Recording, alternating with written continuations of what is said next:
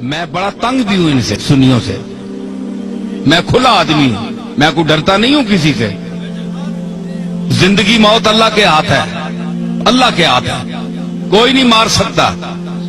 جب اس کا حکم ہوگا تو مریں گے، ہیں جی. تو اس لیے ڈر کوئی نہیں ہے، صرف یہ ہے کہ مجھے ان سے گلہ بھی بڑا ہے کہ یہ سمجھتے ہیں کہ ہمارے مسلک کی ترجمانی کی جائے تو ہماری ساری ان باتوں کو مان لیا جائے جن کا ہمارے پاس ثبوت نہیں ہے، اور ہم نے اپنی طرف سے گھڑ کر اس کو دین میں شامل کر لیا ہے. ان کو بھی مانو تب سنی ہو، یہ میں نہیں مانتا. ٹھیک ہے، چاہے بریلوی حضرات تنگ ہوں، چاہے کوئی بھی تنگ ہو. کئی لوگ کہتے ہیں جناب تم اپنا مذہب بتاؤ کہ تم بریلوی ہو، دیوبندی ہو، شیعہ ہو، اہل قرآن ہو، تبلیغی ہو، کیا بلا ہو. بھائی کبھی بریلویوں کی تعریف کرتے ہو، کبھی ان کو دھر لیتے ہو، کبھی دیوبندیوں کی تعریف کرتے ہو، کبھی ان کو دھر لیتے ہو، کبھی شیعہ کی تعریف کرتے ہو، کبھی ان کو دھر لیتے ہو. تم یہ چکر کیا ہے؟ تم ہو کیا؟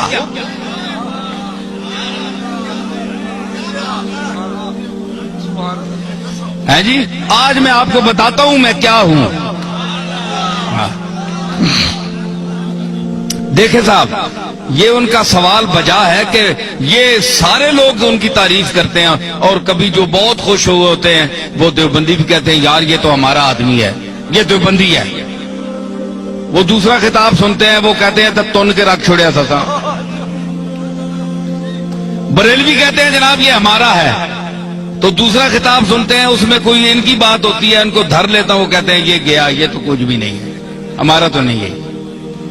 شیعہ کہتے ہیں اہل بیت کی تعریف اس سے بڑھ کر کسی نے کی نہیں، کبھی ان کو بھی کوئی چٹکی لگا دی، وہ کہتے ہیں یار ہمیں بھی ہماری خبر بھی لے گیا. اہل قرآن، تبلیغی، اہل حدیث تعریف بھی کرتا ہوں، مذمت بھی کرتا ہوں. وہ کہتے ہیں یہ چیز کیا ہے، یہ ان کی معجون مرکب کیا ہے، حدود اربع ان کے کیا ہے. تو میں گزارش کروں، بات یہ ہے کہ میرا کوئی ذاتی مذہب نہیں ہے، نہ آپ کا کوئی ذاتی مذہب ہونا چاہیے. ہمارا مذہب، ہمارا عقیدہ، ہمارا مذہب، ہمارا مسلک، ہمارا نظریہ، ہمارا اندیہ وہ ہونا چاہیے جو اللہ کی آخری کتاب قرآن مجید میں آیا ہے، یا جناب محمد الرسول اللہ سے جو عقیدہ، جو طریقہ ثابت ہے وہ آپ کا اور میرا عقیدہ ہونا چاہیے. ٹھیک ہے نا؟ یہ مسلمان کی تعریف ہے. تو ہر یاد رکھیے کہ ہر مذہب میں، ہر مسلک میں افراط و تفریط ہے. یا کوئی کسی بات میں گھٹ جاتا ہے، بہت دالیوں لے ونن تے بعض جگہ وہ اتنی شدت کرتے ہیں کہ حد سے بڑھ جاتے ہیں. میانہ روی، حضور نے فرمایا خیر الامور اوسطها، یہ آپ کا ایسا جملہ ہے کہ پوری کائنات کے ہر چیز پر اس کا اطلاق ہو سکتا ہے. پوری کائنات، ہر عمل، ہر نظریہ، ہر نقطہ، یہ سرکار مدینہ کا وہ ارشاد ہے. میں اس کی تعریف کروں کہ فرمایا کہ ہر چیز میں درمیانہ روی اختیار کرو، ہر چیز میں. آپ اس کو گھر جائیں، اپنے بال بچوں کے ساتھ، بیوی کے ساتھ، والدین کے ساتھ، محلے والوں کے ساتھ برتیں، اور حضور کے اس ارشاد مقدس کو آپ ذہن میں رکھیں کہ ہر چیز میں میانہ روی، نہ حد سے بڑھو نہ حد سے نیچے ہو، درمیان میں چلو. وہ کسی نے کہا نا کہ عزیز اتنا ہی رکھو کہ جی بہل جائے، عزیز اتنا ہی رکھو کہ جی بہل جائے، اب اس قدر بھی نہ چاہو کہ دم نکل جائے. ہر چیز کا ایک طریقہ ہوتا ہے، اعتدال، درمیانہ روی. تو حضرت پیر میر علی شاہ صاحب کا کو اللہ نے علماء عصر میں امتیاز کیوں عطا فرمایا؟ دیوبندیوں نے کیوں ان کو مانا, شیعہ نے کیوں مانا. رد مرزائیت میں جب میرے دادا وہاں تشریف لے گئے تو سب نے مسلمہ طور پر آپ کو مقتدا اپنا کیوں مانا. آج کون سا پیر ہے پاکستان میں کہ جس کو تمام مسالک کے علماء اور مشائخ اکٹھے ہو کر اپنا پیشوا مانے؟ کوئی ہے آپ کے سامنے آیا؟ نہیں آیا. اس لیے کہ وہ خود معتدل نہیں ہے, وہ پارٹی کا بن گیا ہے, پارٹی کا ہو کر رہ گیا ہے. اس نے کہا ہے کہ اگر میں شیعہ ہوں تو میں نے شیعہ کی حمایت کرنی ہے, چاہے شیعہ غلط ہے میں نے شیعہ کو ثابت کرنا ہے. دیوبندی ہے تو اس نے کہا میں نے دیوبندیوں کو ثابت کرنا ہے چاہے وہ غلط ہی کریں. بریلوی ہیں ان کو میں نے ثابت کرنا ہے چاہے غلط ہی کہیں, میں نے ان کی تائید کرنی ہے. پیر میر علی شاہ صاحب میں یہ خوبی تھی کہ اللہ نے ان کو علم وافر کے ساتھ عقل سلیم بھی عطا کی تھی, اور وہ میانہ روی اور اعتدال حضور کے اس ارشاد کو سامنے رکھتے ہوئے کہ خیر الامور اوسطھا, کہ ہر چیز میں میانہ روی اختیار کرو, حدوں نہ ودو تے حدوں لو بھی نہیں, تھلے بھی نہ ہو جو اے تکو نا اے ترکڑی تول لینا تولتے ہیں نا تے او جی وچ لوہا ہونا ہے اساں تکنا ہے دکاندار پئیے ایتھے بالکل جس لے انج آونجے نا سیدھا اس ویلے تولا جو برابر ہونا, انصاف ہے ترازو ہے جی.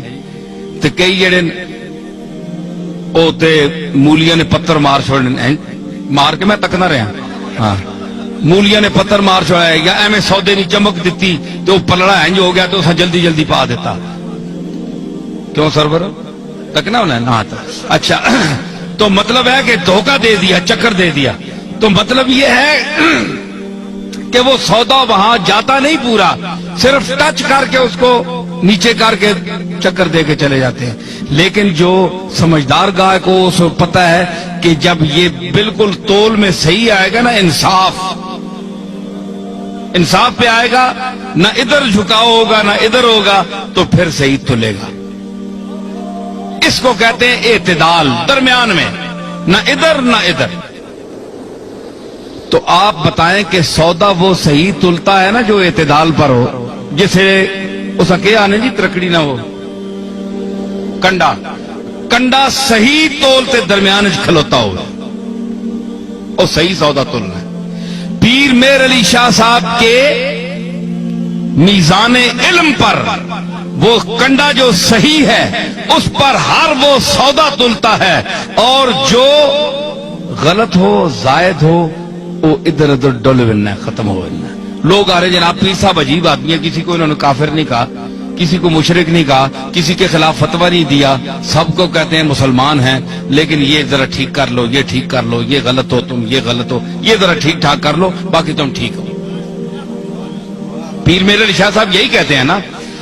تو ہمارے یہ آج کے بعض بریلوی حضرات یہ کہتے ہیں جناب کہ انہوں نے اتنا علم ہونے کے باوجود انہوں نے کیوں کسی کو کافر نہیں کہا, دیوبندیوں کو کافر کیوں نہیں کہا پیر میر علی شاہ نے, اتنا بڑا عالم ہے, اور دوسرے لوگوں کو کیوں نہیں کہا؟ بھائی کوئی کفر کی بات سامنے آئے تو کافر کہیں, ان کی تصانیف آپ پڑھیں تو یہ اتفاق کے ساتھ بالاتفاق یہ بات جو ہے یہ آپ ذہن میں رکھیں کہ چاہے بریلوی ہو, چاہے دیوبندی ہو, شیعہ ہو, کوئی بھی ہو, اگر اس کے دل میں اس کے زبان سے ایسا جملہ نکلتا ہے جو رسول اللہ صلی اللہ تعالی علیہ وسلم کی گستاخی پر مبنی ہے, وہ حضور کو لوگوں کی نظروں سے گرانا چاہتا ہے, وہ دائرہ اسلام سے خارج ہے. ٹھیک ہے, باقی ہمارے بزرگوں کو نہ ماننے والا کافر نہیں ہوتا. ٹھیک ہے نا جی, ہمارے بزرگوں کو نہ مانے, کوئی داتا صاحب کو نہ مانے, وہ اللہ خود ہی منوا لے گا, وہ خود ہی پکڑے گا. اگر اللہ کے مقبولوں کے ساتھ کوئی زبان درازی کرتا ہے تو اللہ بڑا غیرت مند ہے, وہ نہیں چھوڑتا. اس نے کہا تھا بس تجربہ کر دیم دری دیر مکافات, با درد کشاں ہر کے در افتاد بر افتاد. حافظ نے کہا کہ ہم نے اس دائر مکافات میں بڑا تجربہ کیا ہے. یہ دائر مکافات ہے نا, بدلہ یہی مل جاتا ہے انسان کو, جو کسی کا حق دبائے, جو یتیموں کا مال کھائے. کتنے گیا وہ شکیل, ٹھیک ہے, خلیل, ٹھیک ہے نا.